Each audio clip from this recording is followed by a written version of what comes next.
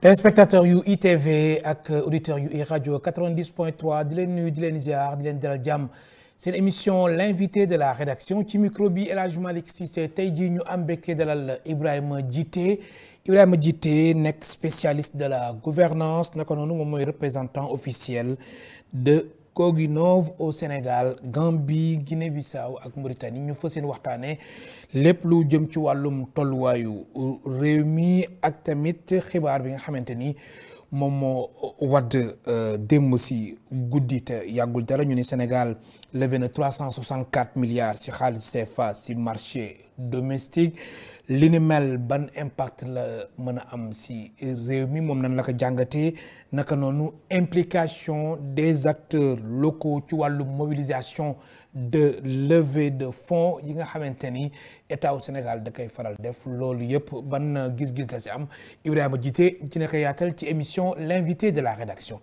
Ibrahima maa lay dalal jàmm ci plateau l'invité de la rédaction fii si ITV ak iRadio. Merci beaucoup Malick Cissé maa ngi lay nuyu di la jox sa wàccuwaay di rafetlu émission bi et di féliciter l'excellent travail bi ngeen nekk di def pour l'audiovisuel sénégalais et pour le public donc comme ni nga ko waxee je pense que actualité oblige mais balaa boobu d'abord maa ngi nuyu téléspectateurs yëpp iRadio ak ñi nekk ci Dakar ak ci biti ci dëkku taax yi di nuyu les élèves di leen souhaiter parce que il faut pas oublier que tey c'est le 16. effectivement BFM c'est la date du BFM. te yow jàngalekat nga. ay jàngalekat laa tamit.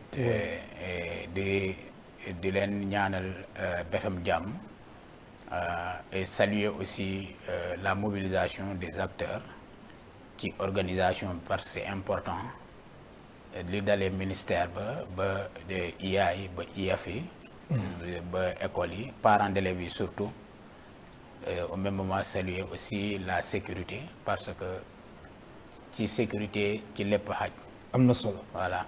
alors Ibrahima Djité comme nu ma ko junjee léegi Sénégal ci wàllum koom dafa lever 364 milliards de francs CFA sur le marché domestique mu nekk deuxième appel public ci épargne atum 2025 li ni mel nag.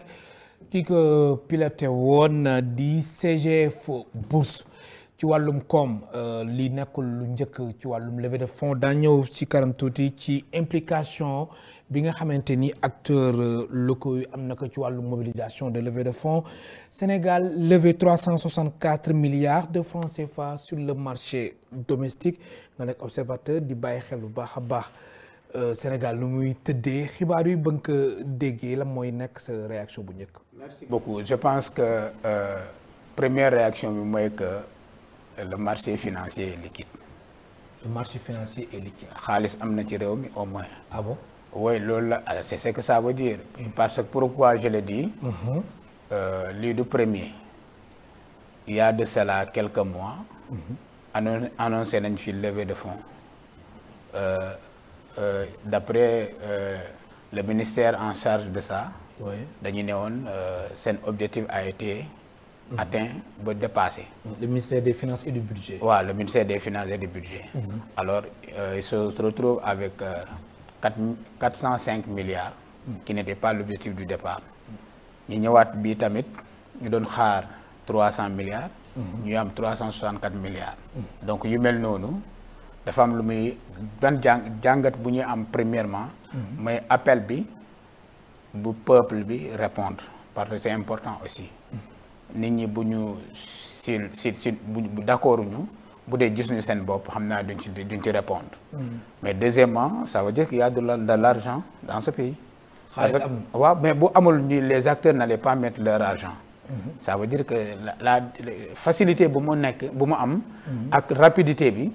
ak le fait qu'on ait dépassé l'attente notre première impression bu muy joxe ça veut dire que les acteurs ont répondu promptement mais aussi oui. Ils sont prêts à mettre de l'argent bu dee xaalis amul bu dee y a des difficultés au niveau des acteurs dinañ mën a xam ne vraiment y a des problèmes maintenant yenn acteurs yi ñoo intervenir là c'est important le ministère yi wax ñu Les acteurs ñoo intervenir. ñoo intervenir parce que là c'est important. parce que bu ma la nee xaalis baa ci réew bi ça ne veut pas dire que ñëpp jot ñu yor xaalis. justement foofu laa doon waxee. mais est-ce que askan bi xaalis bi ngay wax ni naan am na si réew bi sentir na ko. mais foofu laay waxee. est-ce que du paradoxe. foofu laay waxee. oui foofu laay ñëw.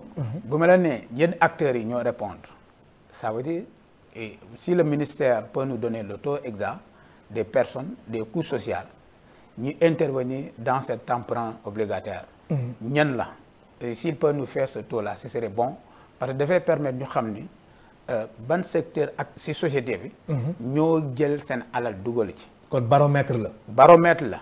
ça peut permettre non seulement li ñuy wax suñu note bi ou aussi notre niveau d'endettement mais dafay permettre ñu xam ne exactement ban niveau de vie est-ce que ñi yor xaalis yu bëri. am ci banque ba soxlañu ko wala ñi nekk di rouler seen xaalis les entrepreneurs ou bien c'est le petit góorgóorlu sénégalais buy soog a commencer entreprendre moom moo ne man tamit dama bëgg a fructifier sama activité économique loolu bu ñu xamee loolu dafay permettre ñu mën a xam ñu mën a mesurer le niveau d'appel des Sénégalais et les catégories d'appel des Sénégalais à répondre à la sollicitude de l'État du Sénégal. Très bien. Ouais. Alors yow Ibrahima Djité sa xam-xam dafa màcc ci wàllum gouvernance spécialiste de la gouvernance nga alors wàllum gouvernance ak wàllum levée de fonds yi soo doon def parallélisme bi si ñoom ba ñëwee ba léegi nu ñuy doxalee ci mbir mi ak wàllum gouvernance jàpp nga ni mu ngi répondre yow si sa ay attentes. Oui bon d'abord il faut reconnaître un fait parce que maa ngi doon déglu le président de la République. C'est vrai que c'était même pas la question mais quand il répondait à la suite des récentes sorties du PM. mu ne on a trouvé un pays en difficulté. C'est la réponse qu'il a donnée pour dire que par rapport à ça tout est priorité on doit avoir la stabilité pour répondre aux besoins. lan lu tax may wax loolu je dis que levée de fonds xaalis bi si fii lañ ko lever. Il faut rappeler que le gouvernement du Sénégal a opté avait annoncé un certain nombre de mesures. Parmi lesquelles d'abord l'assainissement des finances. xam nga loolu ñëpp dëgg nañ ko. Ils ont dit que dafay am ay njuuj njaaj ci wàllu budget. et ba les institutions de Bretton Woods ñi mën a répondre. appuyer le Sénégal dans ci wàllu gouvernance FMI et Banque mondiale ñu ne il faut ngeen seetantal ko il faut que mu leer pour ñu continuer di leen jàppale donc cela n'est pas sans conséquence il faut le dire donc loolu man je pense que c'est la suite logique même de ces levées de fonds bi ñu nekk di dund parce que Sénégal les partenaires principaux ñu xam ñu doon jàppale gouvernement bi ak seen exigence boo ñëwee seen kanam nga ne nguur bi fi jógee dafa falsifier ay chiffres. ay chiffres ont été falsifiés. C'est normal que ñoom tamit ñu xam fan la dëgg bi féete. si wàllu woowu quel que soit l'argent qu'ils vont lever je sais que ils vont d'abord prendre en charge les salaires. loolu c'est évident. loolu on n'a même pas weer bu nekk weer bu su deewee. il faut waaw ñu mën a fay salaire ñu mën a fay salaire. quelquefois les situations aussi. Il y a ici la diminution des denrées qui a été dit, le sac de riz, ainsi de suite. Du riz qui a été dit. Quelles que soient aussi les choses qu'on va dire, on sait qu'il n'y a pas d'investissement lourd.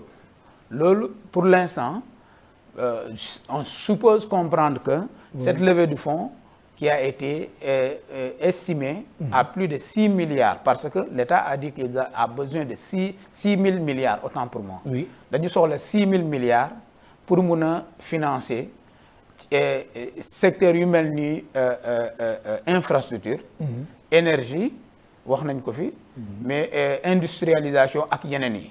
Donc ñoom ils sont à leur deuxième étape. On suppose après qu'ils aient rétrécir le train de vie de l'État, parce qu'il faut le reconnaître aussi, ça a été fait. Il y a des efforts considérables qu'on a pu constater. Combien? Bon, le coût de téléphone qui a été diminué. Mais opposition bi gisul lool de. Bon, mais opposition bi ñu gis mooy ñu fi nekk ñu ngi nguuru. Non, xam nga la question elle est aussi l'opposition am na jàngatam. oui ñi nekk pouvoir am nañ seen jàngat. le citoyen sénégalais am na spécialiste am na jàngatam. le citoyen sénégalais que je suis. da ngay wax en tant que spécialiste de la gouvernance. voilà donc yu mel noonu man je dis que ñi y a des choses qui bu ñu xoolee ba xool am na ñoo xamante nit ñi yaa ngi jooy. ñoo xamante ni sax ngang nañ pouvoir. Ils sont en train de dire vraiment on a été trop ils ont trop élagué si suñu fonds yu ñu daan am donc c'est important, ça veut dire que le gouvernement a agi sur les transferts qu'il faisait à des directions à des même au niveau à des ministères.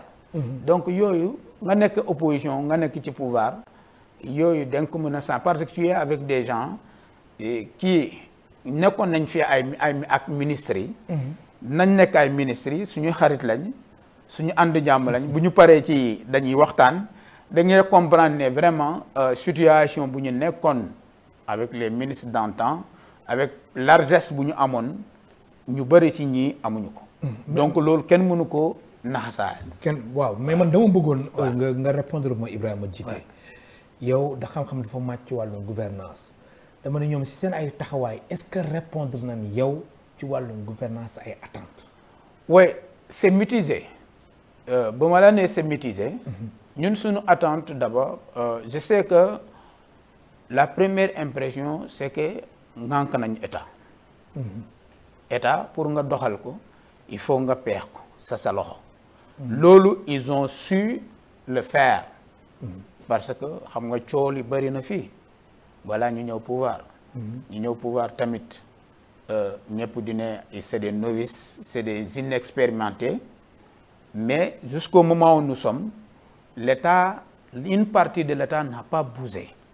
Loolu c'est extrêmement important dans la gouvernance la stabilité de gouvernance des institutions. yooyu si seen loxo lañ nekk.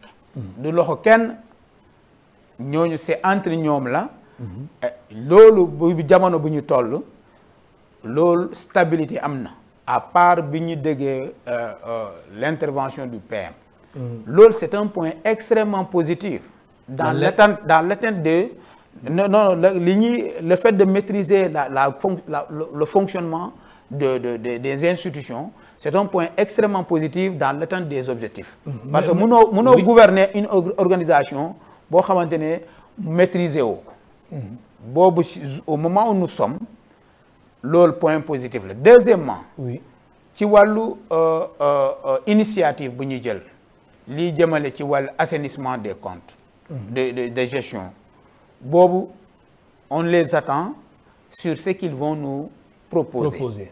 Et au-delà de ça la justice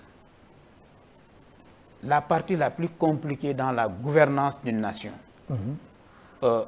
ñëpp gis nañ fi les assises de la justice. Ça a suscité beaucoup de engouement. nit ñi dinañ ne c'est le moment nag ñu càmbar lu doxul ci justice. lu ci dox ñu renforcer ko lu doxul ñu génnee ko.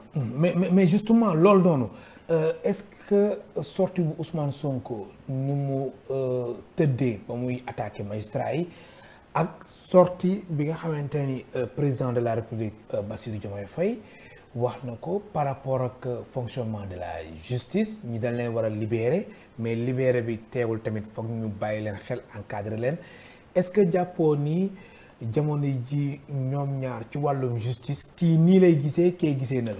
oui foofu laay bëgg a ñëw parce que je dis que engouement bu ñu am bu sénégalais yaakaar bu sénégalais am. bu ñu defee assise de la justice c'est que justice dañ ko war a settantal. loolu. engouement la maintenant comme le président jot na bataaxal bi kuréel bu ŋànk assise boobu jot na ko bu ko jotee dina xam ne mu appliquer ko mu ne bu ko jotee dina ko appliquer lu mu waree loolu la wax. donc lii point la buy wanee nii que la justice ci wàllu justice il y a beaucoup à faire. parce que gis-gis président de la République. gis-gis PM. mun nañu wutee en tant que citoyen. mun nañu wutee mais waruñu wutee en tant que gouvernant. si loolu wàllu boobu dañu war a aligné wu si suñu yaakaar mais ça ne veut pas dire que tamit seen alignement bi dafay nekk loo xamante ne peut-être que day influencer le bon fonctionnement ou bien dafay indi problème le bon fonctionnement. ma fàttali suñu mbokk téléspectateurs yu ITV ak auditeurs yu iRadio 90.3 seen émission l'invité de la rédaction muy dalal tey Ibrahima Djité nekk spécialiste de la gouvernance alors simili ñu ngi dem fokk ñu avancer xoolal tamit yeneen point mais justement en 2 minutes rek implication acteurs locaux yi ci wàllu mobilisation de levée de fonds lan la war a doon. Man je dis que l'implication des acteurs locaux ça doit être inclusif mais aussi warul nekk benn secteur kese. yenn secteur yu bëri la war a nekk. waa secteur yu bëri war nañ ci mën a impliqué wu c'est-à-dire man je dis que suñu réew bi nu mu bindoo l'adhésion góorgóorlu kii góorgóorlu son adhésion doit être figurée dans ce qui est en train d'être fait. ci wàllu levée de fonds. réew mi nu mu bindoo bu ñu bëgg économie bi mu nekk économie typiquement bon approché localement. L'approche locale warul mais j'ai pas la maîtrise exacte de ceux qui ont contribué loolu laa la doon wax. ma ne bu ñu amee si loolu mun nañ xam baromètre bi mun na nekk baromètre par rapport à l'implication exacte des différentes couches mais bu dee yeneen couches yi seul c'est-à-dire ñoo xamante ne ils ont de l'argent wax naa la que ñu am xaalis ci banque ba. par exemple bu dee ñoom kese ñooy contribuer ou bien ñoo xamante ne c'est des gens qui sont dans l'entrepreneuriat à haut niveau bu dee ñoom dong ñooy contribuer ça veut dire que c'est resté au niveau le plus élevé de la contribution. Alors man dama yaakaar ne pour que mu nekk quelque chose d'inclusif même quelqu'un qui fait son activité qui n'est pas à ce stade-là waroon na mën a impliqué wu parce que dafay tax dividendes yi mobilisation ñu mobiliser ensemble mais les dividendes aussi ñu gagner ensemble ça permet à ceux qui sont au niveau le plus bas de l'échelle de l'entrepreneuriat ñu mën a bénéficier wu tamit parce que on n'investit pas à perte aussi. S'ils investissent ils mettent de l'argent pour avoir de retour. Alors ci wàllu gouvernance territoriale gis nga pôle territoire yi nga xamante ni ñoom nu ñu si taxaw am na sax benn ndaje bu awoon sax cam ñaañu barki dem ngir te def bilan diagnostic ñoom nu ñu tëralee wàllum pôle territoire yi yow mi sa xam-xam màcc ci wàllum gouvernance territoriale fi ñu teg seen tànk foofu la wala war nañ ko mën a joyanti. Ouais, moi je pense que les questions de pôle territoire c'est pas du quelque chose de bees. Gis nañ fii balaa Macky Sall di dem on a vu les débuts des pôles territoires qui a été cité et c'était le prolongement du développement même territorial local. Ouais. Loolu gis nañ ko fii. Il y avait des structures qui devaient accompagner. Malheureusement, ces structures-là n'ont pas vraiment beaucoup évolué. Parmi lesquelles structures, mën nañu wax PRODAC. Oui. Parce que tout est programme des domaines agricoles communautaires. Tout est question du développement inclusif. Et ce développement inclusif-là, l'État a utilisé des stratégies de la réforme de 72 à nos jours qui n'ont pas réellement répondu à la compétitivité de différentes localités. Et par rapport à ça, je pense que ils sont venus dans les mêmes optiques de renforcer le dynamisme local de développement à travers ces pôles territoires. Voilà. Maintenant, pôle territoire je pense que tout est question d'aménagement du pouvoir et la vision qu'on veut imprimer à la base.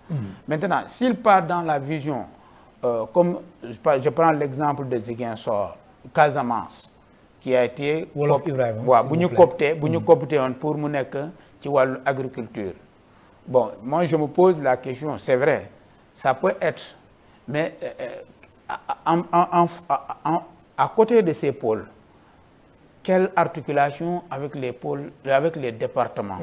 Voilà un peu d'inquiétude, mais je sais qu'il y a quelque chose qui a été proposé, mais la rencontre du 15 a plutôt abordé aussi la signature entre le ministère et les acteurs de la décentralisation, notamment les agents le syndicat des agents des collectivités territoriales, qui a toujours plaidé que l'État, le ministère, puisse penser sur mu xool situation, parce que c'est des gens qui ont travaillé pendant ñu liggéey ay at. C'est une situation financière demeul noonu. Et je crois avoir compris que le ministère a pris vraiment une très bonne décision allant, n'est-ce pas, de 80 à 300 000 de prise en charge. Maintenant, décision bu am solo la décision bu am solo la avec une transition d'indemnitaire de 3 ans. Gisoon naa ko à partir de avant-hier, hier autant pour moi. Oui. Je pense que loolu bu ñu ko appliquer dina leen jàppale, mais c'est pas suffisant. C'est pas suffisant parce que ñii ay cobaye lañ, bu dara dawul amul woon ñoom ñoo fi nekk. Donc tey am nañu ay njaboot, ils ont besoin d'une meilleure situation. te dañ leen war a gën a taxaw. dañ leen gën a war a taxaw mën a gis seen bopp bu pour baax ñu mën a gis seen bopp ci transformation yi nekk di am ni. Très bien. Alors Ibrahima Djité moo fàttali moom mooy tey suñu gan si émission l'invité de la rédaction nekk spécialiste de la gouvernance waaye Ibrahima Djité moom dafay bàyyi xel bu baax a baax wàllum politique ñu suñu tamit dirigeants yi nu ñu koy doxalee ñu nekk ci pouvoir ak ñu nekk ci opposition bi. Alors situation politique jamono jiwu Sénégal coow li bëri na ak tamit ay arrestation ay chroniqueur ku si mel ni Badara Gadiaga, ku si mel ni Abdou Nguer, ku si mel ni journaliste bi di Bachir Fofana, ku si mel ni tamit politicien bi di Moustapha Diakhaté. Yooyu les arrestations gis nga même tey sax renvoyé waat nañ dossier wu ñoom Bachir Fofana ak Moustapha Diakhaté lu ñu expliqué mooy wàllum grève bu nga xamante ni waa SYTJUST di syndicat des travailleurs de la justice ñu ngi koy amal jamono ji ak waa UNTJ du Union nationale des travailleurs de la justice. Alors jàpp nga ni yooyu les arrestations Sénégal fu mu toll nii war nañ ko mën a dépasser ak fi ñu jógee. Man je pense que war nañ ko dépasser lu tax ma yaakaar ne war nañ ko dépasser ama le passé doit servir de référence.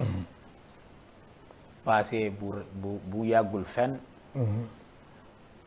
Et je pense que aussi l'initiative des assises de la justice dafa war a prendre en compte yi mel nii. wàllum liberté d'expression. Oui. Donte liberté d'expression dañ ko war a tënk tamit. Parce que maanaam tekkiwul lu waay neex wax. lu waay neex wax ak ni mu ko waxee. parce que ni mu ko waxee tamit yow xam nga société bi ñu nekk. chez les tubaab doom mën na wax ya papam da ngay fen. mais du dara ci moom seen société la. c'est à l'image de leur société. mais bokkul ak ñun. mais ñun suñu société bi bu doom taxaw ci kanam papam mu ne ko da ngay fen moralement naka lañ xoolee papam. papa ji naka lañ koy considérer. kii yarul doomam loolu la ñuy wax. oui. Donc yu mel noonu je pense que autant l'État doit se surpasser. État doit se surpasser. Parce que ku yor alal mbooloo il faut que mbooloo wax ci yow. Mais aussi les chroniqueurs. Ils doivent s'inscrire dans la dynamique unitaire. buy jëmale chronique bi ci kanam. parce que tey en faisant quoi par exemple. foofu laay ñëw. oui parce que tey la place de Badara Gadiaga c'est pas en prison. Bassirou c'est pas en prison. lu ko yóbbu fa man je pense que il faut qu'on encadre surtout les patrons de presse ñuy jéem a xool lu ñuy encadrer wu. oui l'action du journalisme.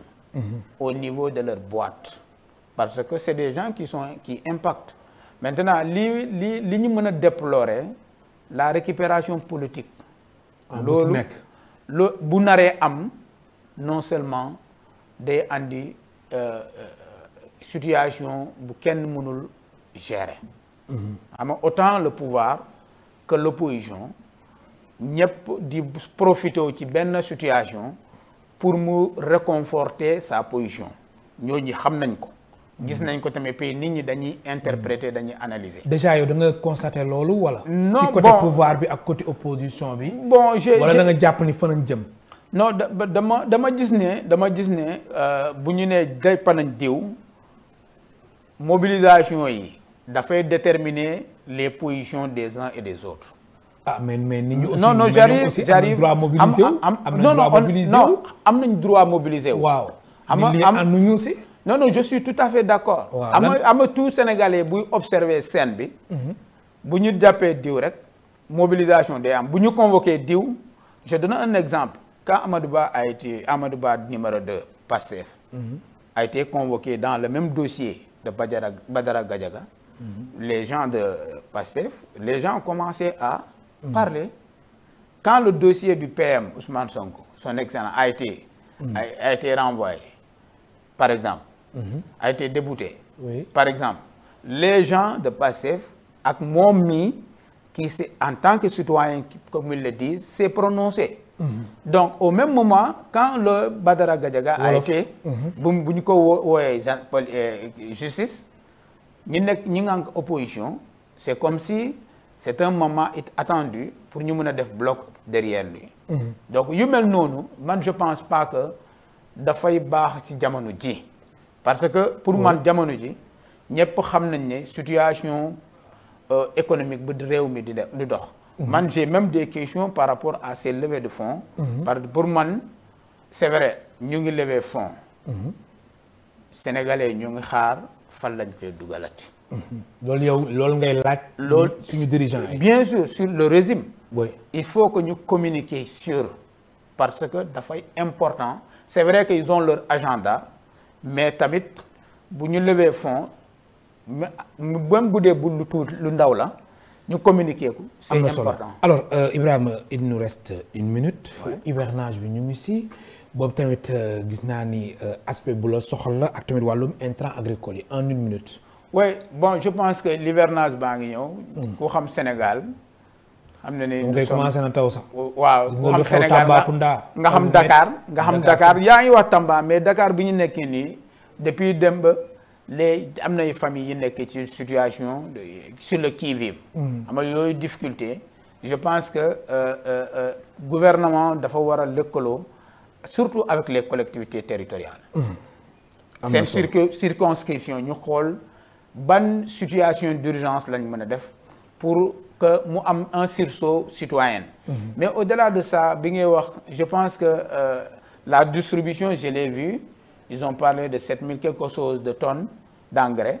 Je pense que buñ ko mënee yónni très rapidement et surtout que l'engrais chimique là ñu xool nuñ ko mën a wàññi ci lu bëri. Parce que c'est important. am na solo maa lay gërëm baax di la sant. waaw mais balaa loolu da nga may 2 minutes. non 2 minutes bëri na de. benn minute une seconde. parce que suñu société buy. Coginov c'est une société. yëngu ci wàllu informatique canadien buy liggéey ci wàllu informatique. et ba ci solution informatique qui est en train de tisser de partenariat au Sénégal et de plus en plus ils sont en train de. wolof. Peut-être que nous avons une occasion, mais c'est une société qui est très prompte dans l'accompagnement dans les solutions informatiques. Tu vois le numérique. Tu vois la numérisation des documents. Gouvernance des documents et Très donc vous allez me permettre de saluer les acteurs. Et les acteurs territoriaux notamment voilà merci beaucoup beneen yoon ñu waxtaan si fànn boobule ma fàttali suñu mbokk téléspectateurs yu ITV ak auditeurs yu iRadio 90.3 tey suñu gan si émission l'invité de la rédaction Ibrahima Djité la tudd nekk spécialiste de la gouvernance moo doon doolal tey nekk représentant officiel de Coginov au Sénégal Gambie Guinée-Bissau ak Mauritanie ñu yëngu ci wàllum solution informatique. Merci. jaa ngeen jëf di gërëm bu baax équipe technique bi Charles Koul bi Ibou ak Nogay El Hadj Malick Cissé moo nekkoon ci micro bi ba beneen yoon.